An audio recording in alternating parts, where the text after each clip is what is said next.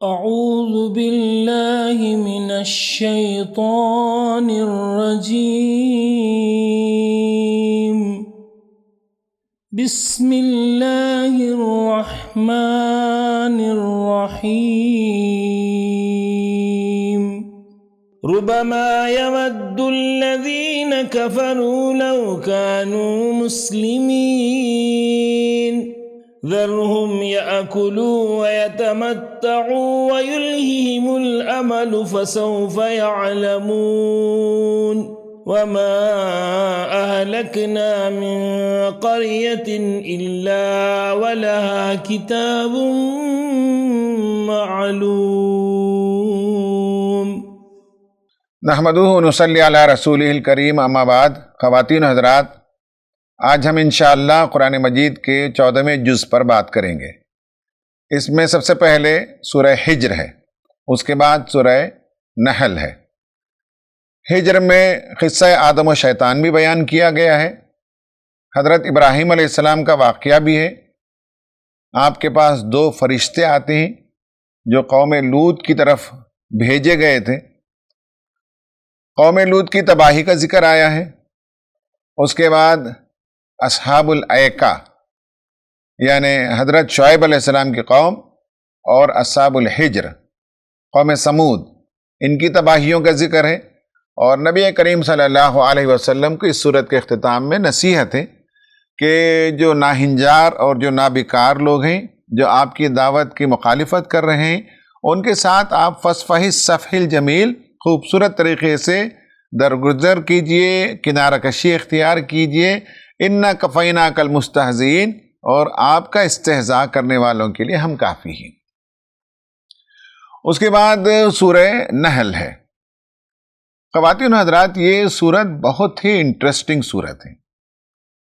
اس کی بیوٹی یہ ہے کہ کائنات کی بے شمار نشانیوں کو ایک سورت کے اندر بیان کیا گیا ہے. دوسری بیوٹی یہ ہے کہ اس کے اندر روانی ہے. دیگر صورتوں میں سٹرکچر کمپلیکیٹڈ ہوتا ہے اور مضمون کہاں ختم ہوا، دوسرا مضمون کہاں شروع ہوتا ہے، بیچ میں ایک ایسا مضمون آ گیا جو اوپر سے بھی کنیکٹ نہیں ہو پاتا ہے، نیچے سے بھی کنیکٹ نہیں ہو پاتا ہے. اس کے لیے ڈیپر تھنکنگ کی ضرورت ہوتی ہے. لیکن اس صورت کے اندر ایسا کوئی مسئلہ نہیں ہے، ایک رواں تقریر ہے پوری صورت کے اندر. سب سے پہلے توحید کا موضوع ہے، آخرت کا موضوع ہے اور قرآن کا موضوع ہے. اس کو لے کر اللہ تعالیٰ نے بہت سی خوبصورت باتیں بیان کی. اس کی شروعات ایک الارمنگ انداز میں ہے، اس لیے کہ جب رسول کسی قوم کے درمیان آ جاتا ہے تو اس قوم کا فیصلہ ہو جاتا ہے، یا تو وہ رسول کی بات کو تسلیم کرے اور رسول کی مخالفت کرنے کے نتیجے میں اللہ تعالیٰ کا عذاب بھی آ جاتا ہے. یہ ساری باتیں شروعات میں بیان کی. اس کے بعد اللہ تعالیٰ نے بتایا کہ انسانوں کو اس نے کیسے کھنکھناتے ہوئے گارے سے پیدا کیا. اللہ تعالیٰ نے چوپائے تمہارے لیے بھیجے جس میں تمہارے لیے بہت سے فوائد ہیں. اس کا اون بھی تم استعمال کرتے ہو، اس کی کھال بھی تم استعمال کرتے ہو، اس کا گوشت بھی تم استعمال کرتے ہو. بہت اس میں حسن بھی پایا جاتا ہے. جب صبح میں اور شام میں تم اسے چرانے کے لیے لے جاتے ہو اور واپس گھر لے آتے ہو. اللہ تعالیٰ موسلا دھار بارش برساتا ہے، اس کے نتیجے میں گھنے گھنے باغات پیدا کرتا ہے. آسمان کی طرف نگاہ اٹھاتے ہیں تو بے شمار اجرام فلکی سیلیسٹیل باڈیز ہیں. انسان آج تک ان پر غور و فکر کر رہا ہے، ان کی اسٹڈی کر رہا ہے، لیکن یہ کائنات ناپائیدہ کنار ہے. بے حد و حساب اس میں سیلیسٹیل باڈیز پائی جاتی ہیں. رنگوں کو اس نے پیدا کیا، کھانے پینے کی چیزوں سے لے کر درختوں، پھولوں، پتوں میں حسین رنگوں کی آمیزش ہے. سی فوڈ کا ذکر ہے، بڑے بڑے خوبصورت ماؤنٹینز کا ذکر ہے. تاروں کے بارے میں کہا کہ اس سے تم سمندری سفر میں اور ڈیزرٹ کے ٹریول میں راستہ پاتے ہو.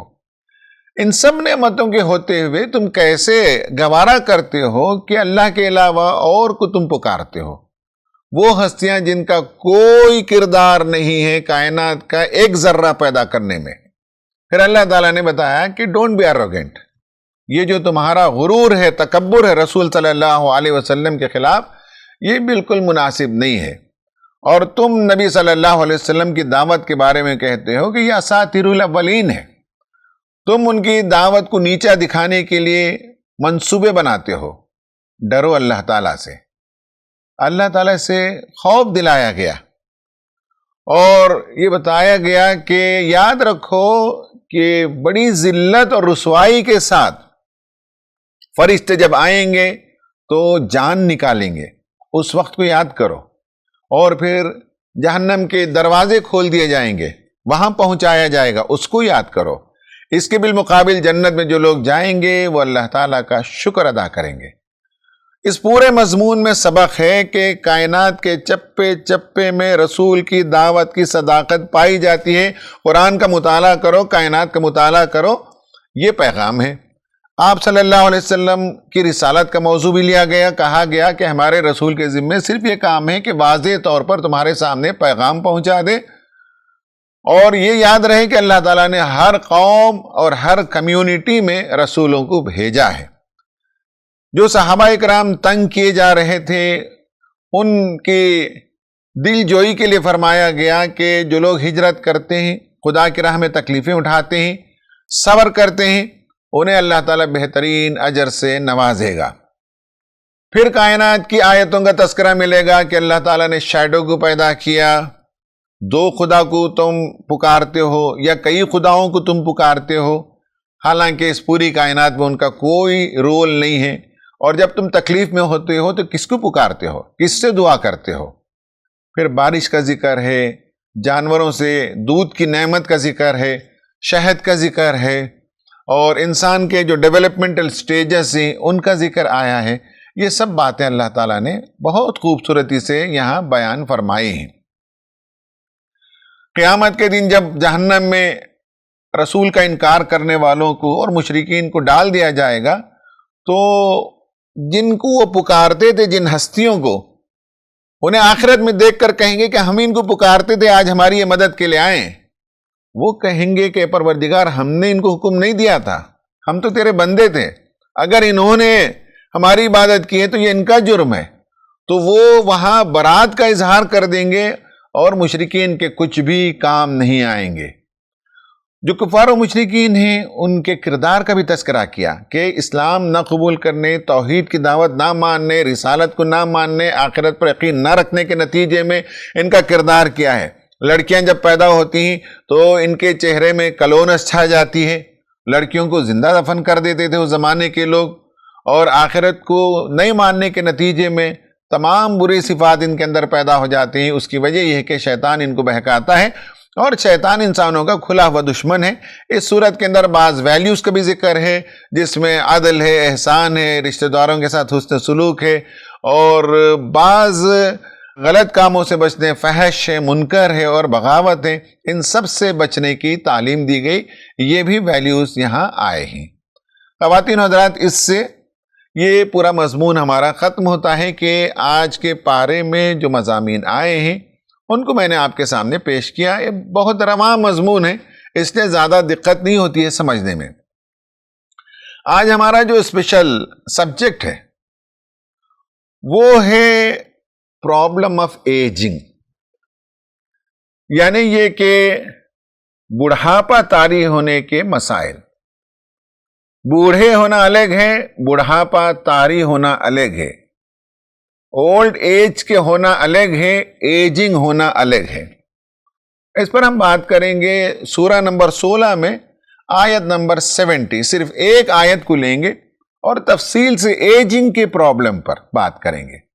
اللہ تبارک و تعالی فرماتا ہے وَاللَّهُ خَلَقَكُمْ ثُمَّ يَتَوَفَّاكُمْ وَمِنْكُمْ مَنْ يُرَدُّ إِلَىٰ أَرْذَلِ الْعُمْرِ لِكَيْ لَا يَعْلَمَ بَعْدَ عِلْمٍ شَيْئًا إِنَّ اللَّهَ عَلِيمٌ قَدِيرٌ۔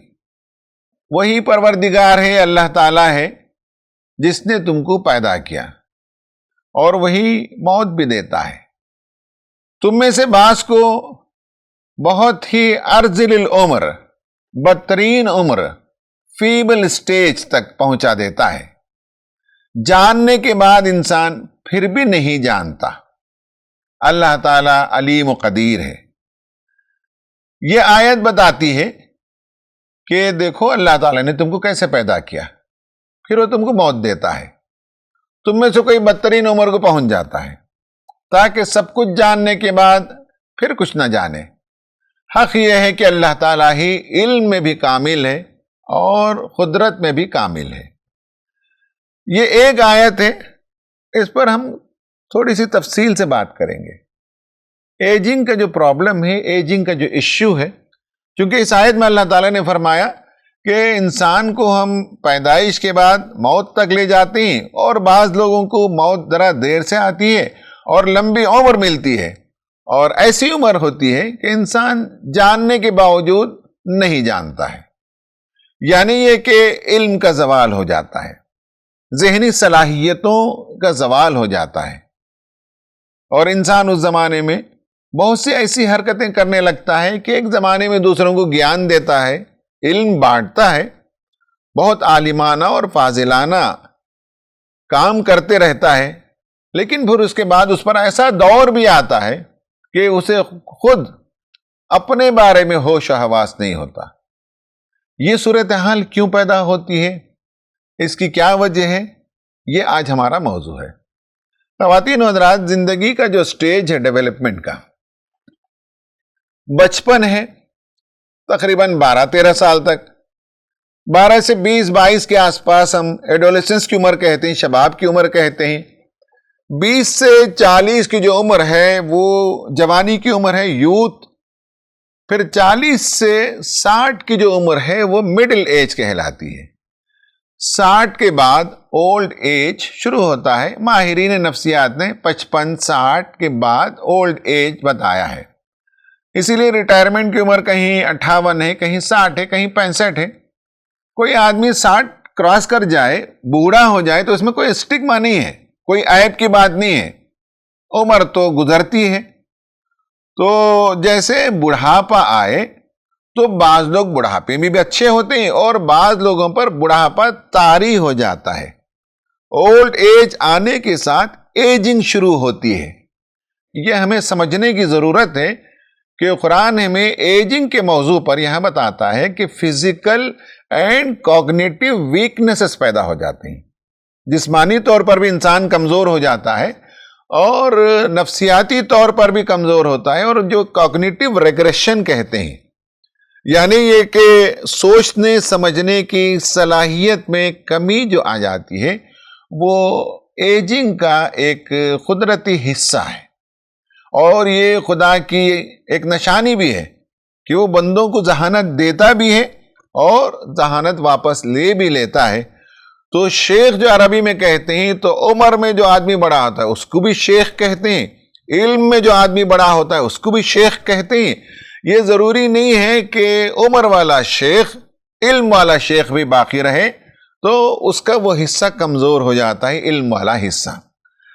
انسان کے اندر 4 قسم کی کمزوریاں آتی ہیں ایجنگ کے ساتھ یا بڑھاپے کے ساتھ، اور یہ سب لوگوں کے ساتھ ہونا ضروری نہیں ہے۔ نمبر 1 یہ ہے کہ باڈیلی کمزوری آتی ہے، decline in health, decline in strength, decline in stamina, اور یہ وہ چیزیں ہوتی ہیں جس کے نتیجے میں بڑھاپے میں وقت کا زیادہ حصہ کنزیوم ہو جاتا ہے ہیلتھ کو مینٹین کرنے میں۔ جو ایلمنٹ، جو بیماریاں آتی ہیں، اس کا ریزسٹنس بھی کم ہو جاتا ہے، ایکٹیویٹیز بھی سلو ہو جاتے ہیں، جیسے کہ سیڑھی چڑھنا ہو یا کوئی اور فزیکل کام کرنا ہو، تو اس کے اندر سلونس آ جاتا ہے، اور انسان ایک فکس روٹین کا عادی ہوتا ہے۔ جب جوان ہوتا ہے تو رات بھر جاگ سکتا ہے، دن بھر کام کر سکتا ہے، لیکن عمر ہونے کے ساتھ آدمی کھانے پینے سونے جاگنے کے اوقات متعین ہو جاتے ہیں، اور اسی روٹین کا وہ عادی ہو جاتا ہے۔ عمر کے ساتھ آنکھوں کی بینائی بھی کم ہوتی ہے۔ یہ فزیکل ڈکلائن ہے۔ جو سوشل ڈکلائن ہوتا ہے، یہ بھی سب لوگوں کے ساتھ ہو ضروری نہیں ہے۔ آدمی جیسے ہی ریٹائر ہوتا ہے تو وہ سماج سے الگ ہو جاتا ہے۔ جس جگہ وہ آفیسر تھا، اب نہ وہ آفس جاتا ہے، نہ وہ اس کا روب باقی ہے، نہ اس کی وہ پہچان باقی ہے۔ گھر میں بھی بہت سے لوگوں کا رول سیکنڈری ہو جاتا ہے۔ اور ایک اور اصطلاح ماہرین نفسیات استعمال کرتے ہیں، وہ ہے ایمپٹی نیسٹ سنڈروم۔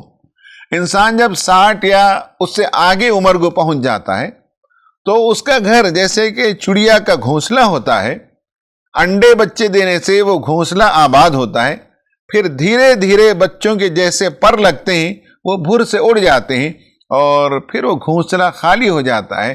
تو ماں باپ بچوں کی پرورش کرتے ہیں، ہنسی خوشی ان کی ترقی کو دیکھتے ہیں اور انہیں کہتے ہیں کہ جہاں تمہاری مرضی آگے بڑھو، تو اس کے نتیجے میں دھیرے دھیرے گھر خالی ہو جاتا ہے، اس کا ایک شدید امپیکٹ پڑتا ہے۔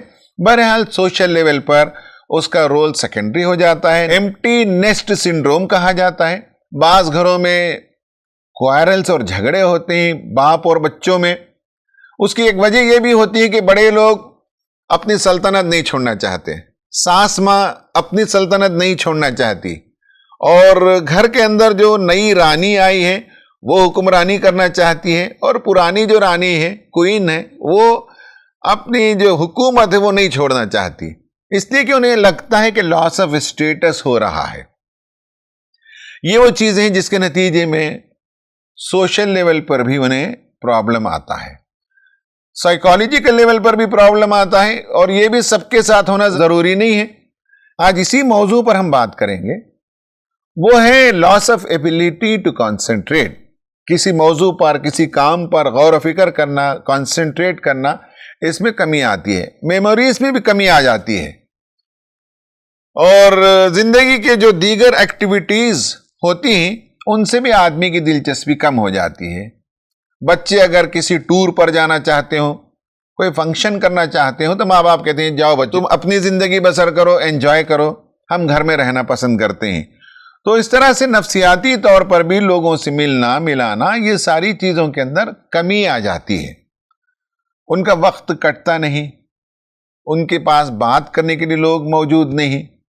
اس لیے کہا جاتا ہے کہ جو لوگ ریٹائرمنٹ سے پہلے سرگرمیوں میں رہتے ہیں، سماجی ایکٹیویٹیز میں انوالو رہتے ہیں، ریٹائرمنٹ کا ایک پلان ہوتا ہے، ان کے لیے ریٹائرمنٹ کوئی پرابلم نہیں ہے۔ جن کے پاس ریٹائرمنٹ کا کوئی نقشہ نہیں ہوتا، ان کے لیے مسئلہ ہوتا ہے۔ ایک کتاب ہے، بڑی عمر کے لوگ اگر میری یہ گفتگو سن رہے ہوں تو وہ کتاب کہیں ملیں تو لے کر پڑھیں، لائف بگنز ایٹ 60، بنگلور سے شائع ہوئی ہے، ہلکی پھلکی کتاب ہے۔ اس میں معلوم ہوتا ہے کہ 60 سال کے بعد ایک نئی زندگی چاہیں تو شروع کر سکتے ہیں۔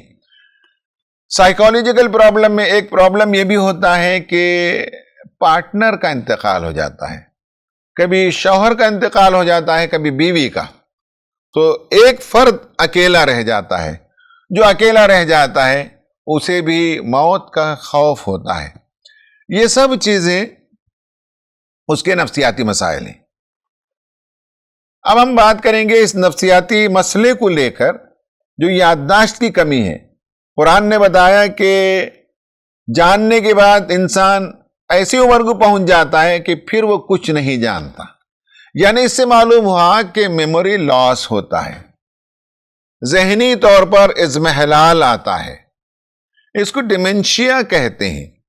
میں اس تقریر میں زیادہ ٹیکنیکل ورڈز اور جارگنز کو استعمال کیے بغیر عام لوگوں کی سمجھ میں آنے والی بات کہنا چاہوں گا، ورنہ اسے الزائمرز ڈیسیز کہتے ہیں یا ڈیمنشیا کہتے ہیں۔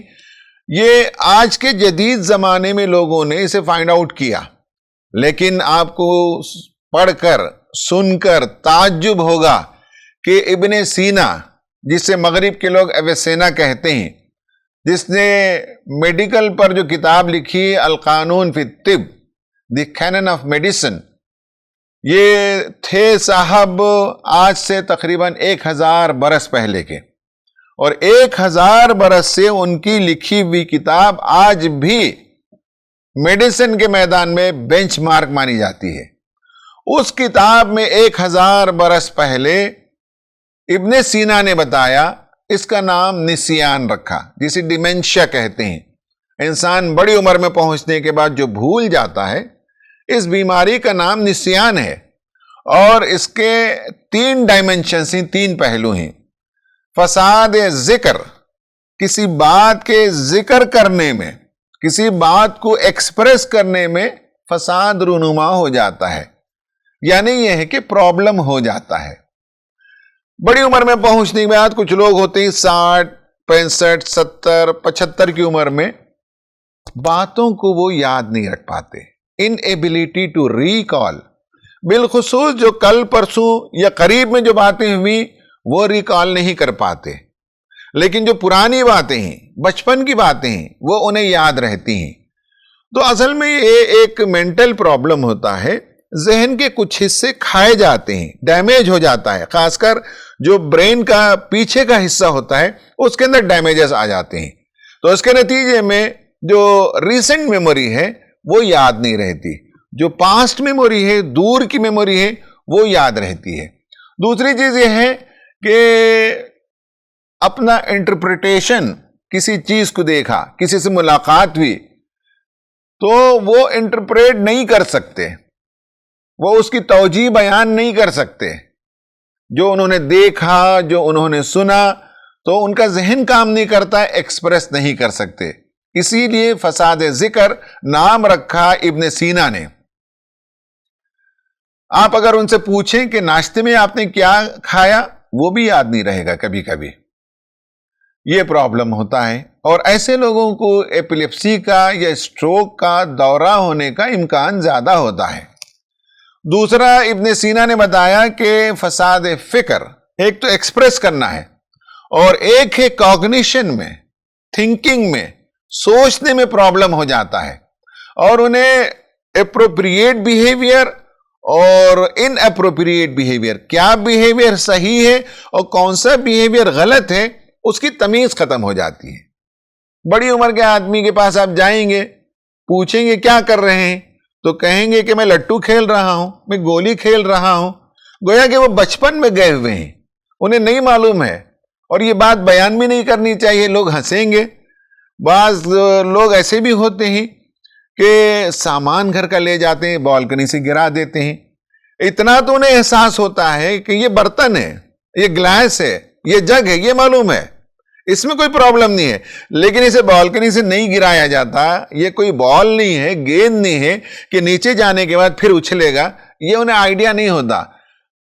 نوجوانوں کو یہ بات یاد رکھنی چاہیے کہ گھر میں والدین یا بڑے ہوں اور ان کے ساتھ یہ مسائل پیدا ہوں تو معلوم کریں کہ یہ پرابلم ہے، یہ بیماری ہے، یہ ڈیمینشیا ہے، یہ کوئی شرارت نہیں ہے، یہ کوئی پاگل پن بھی نہیں ہے، یہ بھی آپ یاد رکھیے۔ تو یہ سب بیہیویئرل پرابلم یہ فکر کا ہے، اصل میں کاگنیشن کا ہے، اور اسی سے بیہیویئر بھی ہوتا ہے۔ اور تیسرا جو ابن سینا نے بیان کیا ہے وہ فساد تخیل ہے، یعنی خواب نہیں دیکھ پاتے یہ لوگ، اور اگر خواب دیکھیں گے تو یاد نہیں رہے گا، خواب بیان نہیں کر سکتے، یہ ان کا پرابلم ہے کہ بھول جاتے ہیں، بہت جلدی بھول جاتے ہیں، اور حقیقت کیا ہے، امیجنیشن کیا ہے، ان دونوں میں فرق بھی نہیں کر پاتے۔ کبھی ان کو جانور نظر آتا ہے، کبھی آگ نظر آتی ہے، کبھی بارش ہوتے ہوئے نظر آتی ہے، حالانکہ بارش نہیں ہے، وہ اصل میں میموری کا وہ حصہ ان کا مس ہو جاتا ہے، تو بچپن کی بارش کو دیکھتے ہیں تو اب بارش ہو رہی ہے سمجھتے ہیں، بچپن میں کسی جانور سے پرابلم تھا تو اب وہ جانور ان کو نظر آنے لگتا ہے۔ تو یہ سب تخیل کا پرابلم ہوتا ہے۔ ذکر کا پرابلم یعنی ایکسپریس کرنے میں مسائل ہو جاتے ہیں، اور امیجنیشن میں، تفکر میں پرابلم ہو جاتا ہے، اور اس کے بعد جو ہے تخیل میں پرابلم ہو جاتا ہے۔ یہ یا تو ہیڈ ٹراما سے بھی ہوتا ہے، کسی ایکسیڈنٹ وغیرہ کی وجہ سے، اور کبھی انٹرنل پرابلم ہوتے ہیں، بیماریاں ہوتی ہیں، یا مائنڈ کے اندر کی بیماری ہوتی ہے۔ آپ نے دیکھا ہوگا بعض بزرگوں کو کہ بہت نماز کے پابند تھے، اب اس کے بعد نماز پڑھنے کا احساس ہی نہیں ہے، تو آپ سمجھتے ہیں کہ وہ بے دین ہو گئے، نہیں، ان کو ڈیمینشیا ہو گیا ہے، انہیں نہیں معلوم ہے کہ اب نماز پڑھنا ہے۔ آپ انہیں وضو کرا دیں تو وہ پوچھیں گے کیا کرنا ہے، آپ کہیں گے نماز تو وہ پوچھیں گے کون سی نماز ہے، آپ کہیں گے ظہر کی نماز تو اس جانب رخ کر کے بیٹھ جائیں گے، حالانکہ قبلہ ادھر ہے۔ پھر وہ پوچھیں گے کیا پڑھنا ہے، کتنی رکعت پڑھنی ہے، آپ بتائیں گے سنت ہے کہ فرض، وہ بھی سمجھ میں نہیں آئے گا ان کو، وہ بس آپ کے کہنے پر 4 رکعت بیٹھے بیٹھے پڑھ لیں گے۔ تو یہ سب جو ایشو ہوتا ہے بھول جانے کا، نسیان کا، کوگنیشن کا، ایکسپریشن کا، امیجنیشن کا، یہ وہ بات ہے جسے قرآن نے اس آیت میں بیان کیا کہ اللہ تعالیٰ ہے جو تمہیں پیدا کرتا ہے، اور اللہ تعالیٰ ہے جو تمہیں موت دیتا ہے، اور بعض لوگوں کو ایسی لمبی عمر عطا کرتا ہے کہ جاننے کے بعد ایسا ہو جاتا ہے وہ کچھ نہیں جانتے۔ یہ جو میموری لاس کا پرابلم ہے، الزائمرز پرابلم ہے، ڈیمنشیا کا پرابلم ہے، اور بھی ٹیکنیکل ورڈز استعمال ہوتے ہیں، تو اس کا ذکر اللہ تعالیٰ نے کیا اس صورت کے اندر، اس آیت کے اندر۔ اب میں اختتام کی طرف آتے ہوئے نئی نسل سے خاص کر کہنا چاہوں گا کہ ہماری کیا ذمہ داری ہے جب ہم دیکھیں کہ ہمارے گھر کے اندر ہمارے والد، ہماری ماں، ہمارے دادا، ہمارے رشتہ دار، ہمارے بڑے بھائی، پڑوس میں کوئی اس طرح کی بیماری کا شکار ہو جائے اور ارذل العمر کو پہنچ جائے، فیبل ایج کو پہنچ جائے، بڑی عمر کو پہنچ جائے، تو ہماری کیا ذمہ داری بنتی ہے؟ ایک تو اللہ تبارک و تعالیٰ نے سورہ بنی اسرائیل میں فرمایا وَقَضَىٰ رَبُّكَ أَلَّا تَعْبُدُوا إِلَّا إِيَّاهُ، اللہ تعالیٰ نے یہ فیصلہ کر دیا ہے کہ اس کے علاوہ کسی اور کی عبادت نہیں ہوگی۔ وَبِالْوَالِدَيْنِ إِحْسَانًا، والدین کے ساتھ حسن سلوک کریں۔ إِمَّا يَبْلُغَنَّ عِندَكَ الْكِبَرَ أَحَدُهُمَا أَوْ كِلَاهُمَا فَلَا تَقُل لَّهُمَا أُفٍّ وَلَا تَنْهَرْهُمَا وَقُل لَّهُمَا قَوْلًا كَرِيمًا، تمہارے والدین دو میں سے دو یا ایک جو زندہ رہیں، بڑھاپے کی عمر کو پہنچ جائیں اور تمہارے پاس آئیں، تمہارے گھر میں رہنے لگیں، تو ان کے بیہیویئر سے فرسٹریٹ ہو کر اپنے ان پلیزنٹ فیلنگ تک کا اظہار نہ کرو۔ اینگر تو الگ بات ہے، فرسٹریشن تو الگ بات ہے، لڑائی تو امیجن نہیں کر سکتے، ان پلیزنٹنس کا اظہار اف جو کہتا ہے انسان، وہ اف تک نہ کہو والدین کو دیکھ کر بڑھاپے میں، چونکہ اس وقت وہ پروڈکٹیو نہیں ہیں، وہ تمہارے پاس اس وقت ویسے ہی جیسے تم ان کے پاس بچپن میں پلتے تھے۔ جھڑکے نہ دو انہیں، اور انہیں ریسپیکٹ فلی بات کرو۔ پھر اس کے بعد والی آیت میں اللہ تعالیٰ نے کہا کہ وَاخْفِضْ لَهُمَا جَنَاحَ الذُّلِّ مِنَ الرَّحْمَةِ، رحمت کے پر ان پر بچھائے رکھو۔ وَقُلْ رَبِّ ارْحَمْهُمَا كَمَا رَبَّيَانِي صَغِيرًا، دعا کرتے رہو کہ پروردگار ہمارے ان والدین پر تو ویسا ہی رحم فرما جیسا کہ بچپن میں انہوں نے ہمیں پالا تھا۔ یہ اسلام کی تعلیم ہے والدین کے سلسلے میں، اور آپ صلی اللہ علیہ وسلم کی تعلیم ہے کہ لَيْسَ مِنَّا مَن لَّمْ يَرْحَمُ صَغِيرَنَا وَيُعَقِّرُ كَبِيرَنَا، ہم میں سے نہیں وہ آدمی جو چھوٹوں پر رحم نہ کرے اور بڑوں کی توقیر نہ کرے۔ آپ صلی اللہ علیہ وسلم نے ہمیں یہ تعلیم دی ہے۔ یہاں بڑے سے مراد والدین بھی ہو سکتے ہیں، دادا دادی بھی ہو سکتے ہیں، ہم سے عمر میں جو بھی بڑے ہیں قریبی رشتہ دار، ان کے ہاں جب ہم یہ پرابلم دیکھتے ہیں، ڈیمنشیا کا، الزائمر کا پرابلم دیکھتے ہیں، تو بھی ان کے ساتھ زیادہ توقیر کا معاملہ کریں۔ صحت مند ہو تب بھی توقیر کا معاملہ کرنا چاہیے۔ اب ہماری جوانی ہے، پیسے کماتے ہیں، دنیا گھومتے ہیں، اور وہ سب کچھ کر کے واپس لوٹ کر بیٹھے ہوئے ہیں، تو بچوں کو سمجھنا چاہیے کہ وہ بوجھ نہیں ہیں، وہ نان پروڈکٹیو نہیں ہیں، وہ اپنی عمر میں اپنے حصے کا کام کر چکے ہیں، اور ان کی محبت، ان کی نگہداشت اور ان کا جو کچھ رویہ رہا ہے تربیت کا، اس کے نتیجے میں آج ہم بنے ہوئے ہیں۔ ہماری زندگی ایسی نہیں ہوتی اگر وہ محبت نہ کرتے، وہ تربیت نہ کرتے۔ تو انسان کو ساری چیزیں یاد ہونی چاہیے۔ جوانی کے زوم میں بوڑھوں کو دیکھ کر تحقیر نہ کریں، بلکہ ان کی توقیر کریں، ان کی عزت کریں۔ آپ صلی اللہ علیہ وسلم نے فرمایا کہ رغم انفو ثم رغم انفو ثم رغم انفو، 3 مرتبہ کہا کہ اس کی ناک خاک آلود ہو، یعنی یہ کہ وہ ناکام ہو، وہ شخص برباد ہے، آپ نے فرمایا قیل من یا رسول اللہ، صحابہ نے پوچھا کہ اے رسول صلی اللہ علیہ وسلم کس کے بارے میں آپ یہ فرما رہے ہیں؟ آپ صلی اللہ علیہ وسلم نے فرمایا من ادرک ابویہ عند الکبر احدہما او کلیہما فلم یدخل الجنہ، کہا کہ وہ آدمی جو والدین میں سے دو یا ایک کو بڑھاپے کی حالت میں اپنے پاس پائے اور پھر جنت میں داخل نہ ہو۔